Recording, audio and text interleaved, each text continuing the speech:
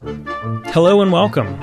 You found the Social Work Podcast. My name's Jonathan Singer, and I'll be your host as we explore all things social work.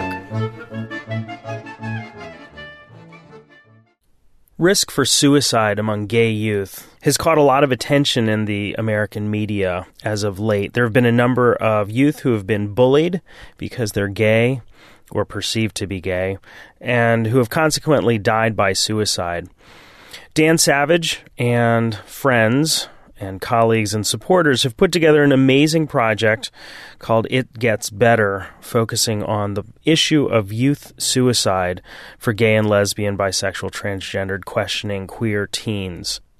Now, there's good reason for this. According to the U.S. government's report of the Secretary's Task Force on Youth Suicide, lesbian and gay youth are at an increased risk for suicide, substance abuse, school problems, and isolation because of a hostile and condemning environment, verbal and physical abuse, and rejection and isolation from peers and family. Social worker and pioneering gay and lesbian researcher Caitlin Ryan found that lesbian, gay, and bisexual adults who reported higher levels of family rejection during adolescence were almost 8.5 times more likely to report having attempted suicide, almost 6 times more likely to report high levels of depression, almost 3.5 times more likely to report use of drugs and unprotected sex compared to adults from families that reported no or low levels of rejection. So, here's the thing. Families who reject their kids are doing their kids a huge disservice. And that's the point of today's podcast. Today, I'm talking with Dr. Cynthia Conley about the concerns of heterosexual parents of gay and lesbian youth. Cynthia is an assistant professor in the Department of Social Work at Ball State University in Muncie, Indiana. Her research focuses on parental concerns about having gay and lesbian children. And currently, Dr. Conley is investigating the types of clinical interventions used with heterosexual parents of gay and lesbian children to develop a best practice model for improving family cohesion during the crisis of coming out. Dr. Conley's worked with lesbian, gay, bisexual, and transgendered adolescents and their parents since the late 1990s, focusing on heterosexual parents' acceptance of their lesbian, gay, bisexual, transgendered children. She provides consultation to organizations, educational institutions, and service providers on working with families of lesbian, bisexual, and transgendered children. So here's the pop quiz for you. When lesbian or gay youth come out to their parents, what concerns are their parents most likely to have? Well, I'm not going to answer. You're going to have to listen to the podcast for that. And I hope you like it. So, on to episode 62 of the Social Work Podcast, Concerns of Parents of Lesbian and Gays, an interview with Dr. Cynthia Conley. Cindy, thanks so much for being here today and talking with us about how to talk to parents who have gay, lesbian, bisexual, transgendered, or questioning teens. Thank you, Jonathan. I appreciate the opportunity to come in and talk about this topic. I know it's a significant focus of your research, and I'm very excited about this conversation because there's been a lot of information out there about LGBTQ individuals, but there's not much out there about the parents, is there? You're very correct about that. There's a huge gap. And as you said, this is my primary research topic. I'm very passionate about really trying to help families who have gay, lesbian, bisexual, and transgender children. I just really want to continue my research and really investigating the concerns or the experiences that parents have when they learn about their children's sexual orientations or their gender identities. So let me ask you a question. I'm sitting at my office. Mm-hmm. I get a phone call. I'm in an agency. I'm at a hospital. I'm somewhere, and parent calls up and they say, "I'm freaking out. I think my kid might be gay." Mm-hmm. What do I do with that? Sure.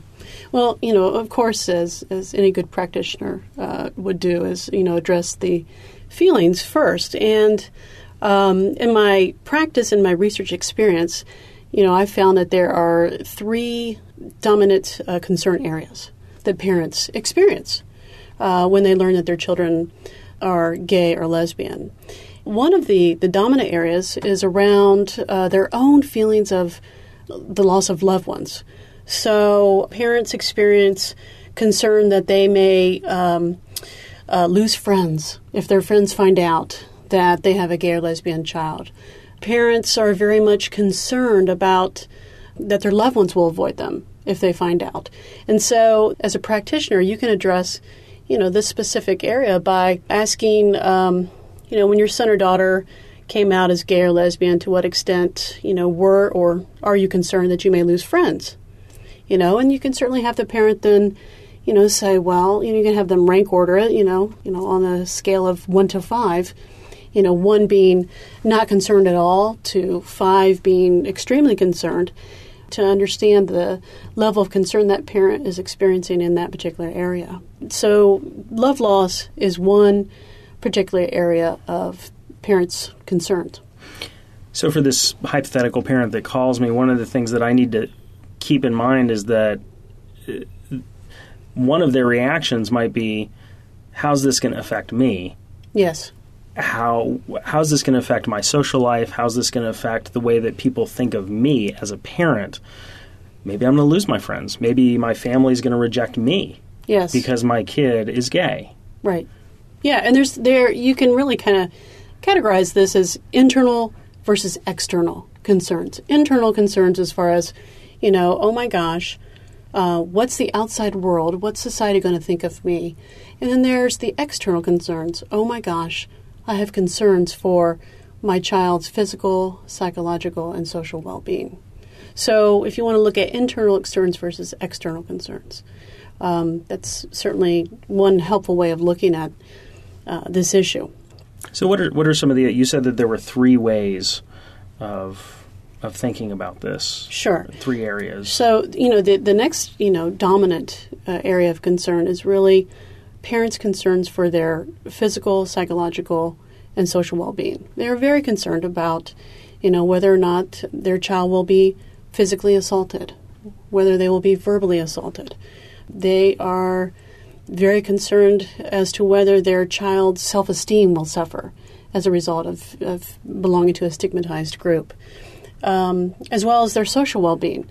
Will my child make friends because they are gay or lesbian?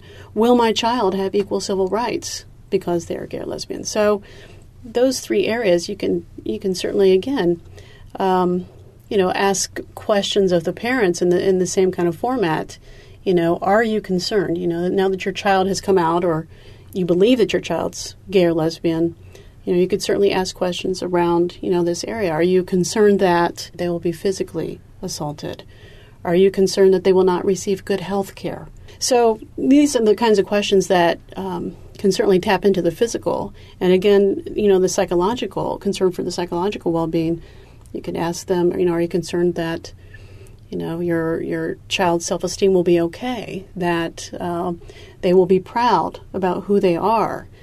And then again, the social aspects as far as the concerns, you can ask that, are you concerned that your child will not have equal civil rights? Those are 3 areas within the dominant area of child well-being. Okay, so let me just make sure I'm understanding. So the first area would be this love loss. Love loss, right. And that's... I'm afraid I'm going to lose friends. I'm afraid I'm going to lose friends. There's going to be some love loss for me. Yes, I'm afraid my neighbors are going to reject me. And I'm afraid that, yes, my loved ones will avoid me.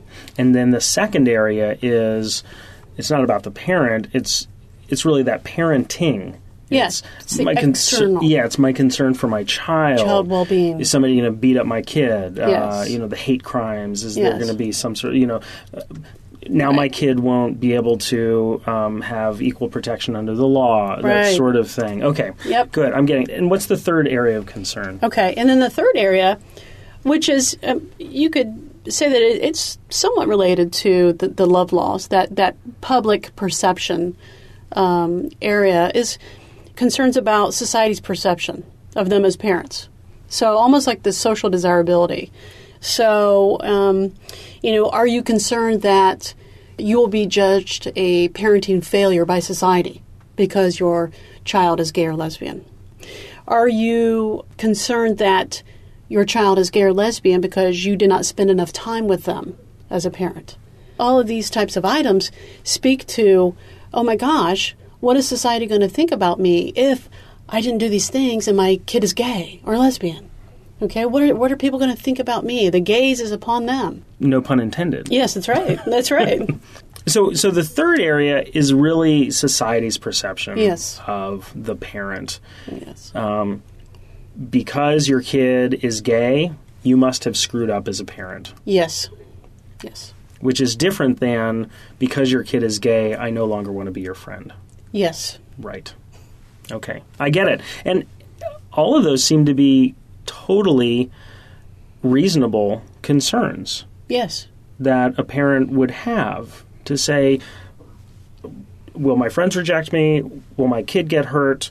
And will people think of me as a failure as a parent?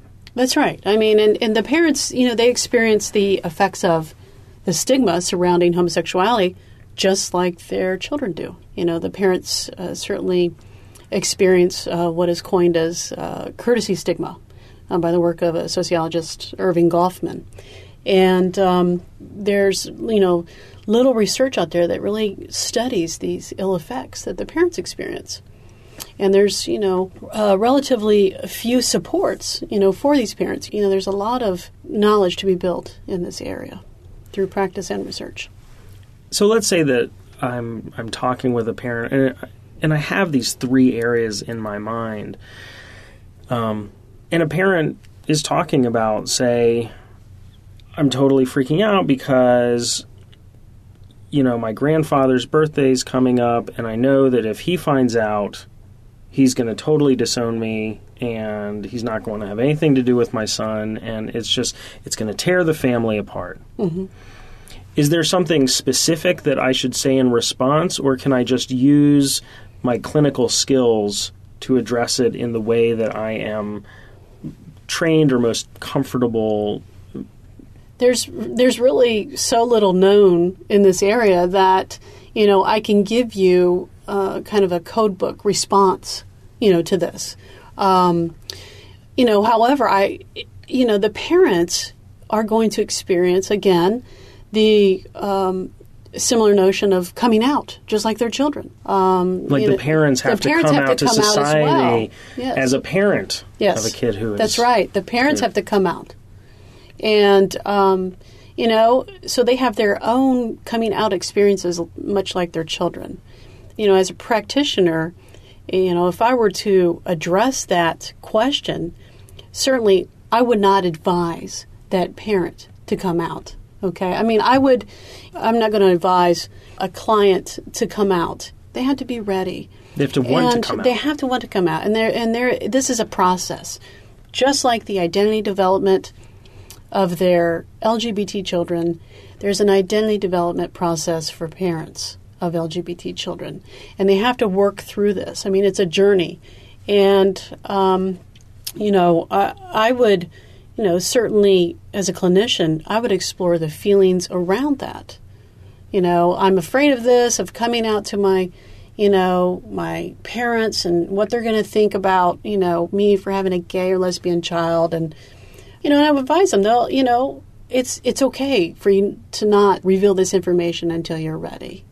As a clinician, I would focus on the feelings, her feelings of concern, her feelings of anxiety. So I can see how this would be really useful when talking with a parent. I'm wondering if you think it would be useful to talk to the child if you happen to have that type of relationship with a kid who's thinking of coming out or has come out to you but not come out to his or her parent, to talk to them about, well, these are some things that your parents might be concerned about. Sure. I think it would be very beneficial to an LGBT client to have this information. If they have not come out to their parents, they can use this information to guide conversations with their parents. Depending on the strength of that relationship, the LGBT child or adolescent, young adult, they might be able to anticipate what concerns parents may have. They may have picked up that, oh my gosh, mom or dad are really concerned about what others think about, having pink flamingos in the front of the house. So if they are very concerned about, what others think, then maybe this might be a large area of concern for their parents.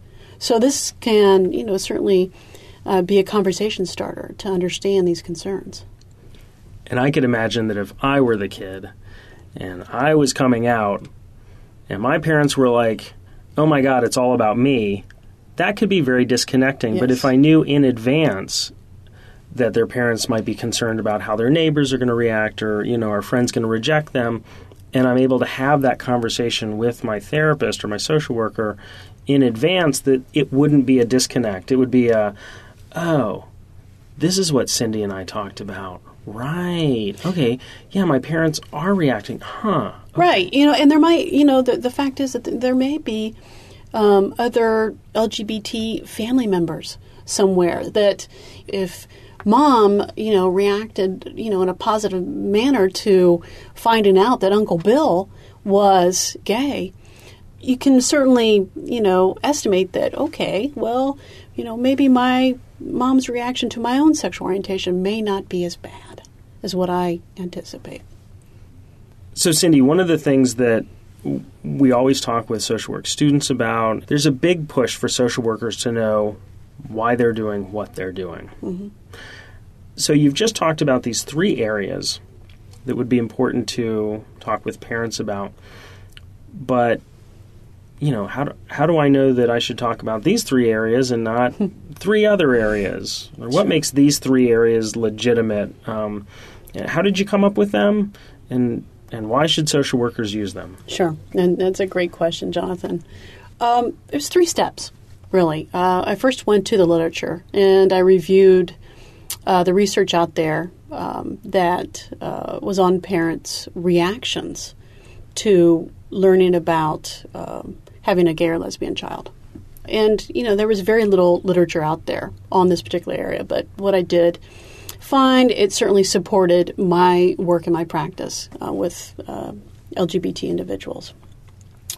And then I took this information, and then I went and did some qualitative work in which I conducted focus groups with parents of LGBT children who belonged or who attended PFLAG support meetings, and PFLAG, Parents, Families, and Friends of Lesbians and Gays. Because I wanted to see, okay, are these themes in the literature, are they still present?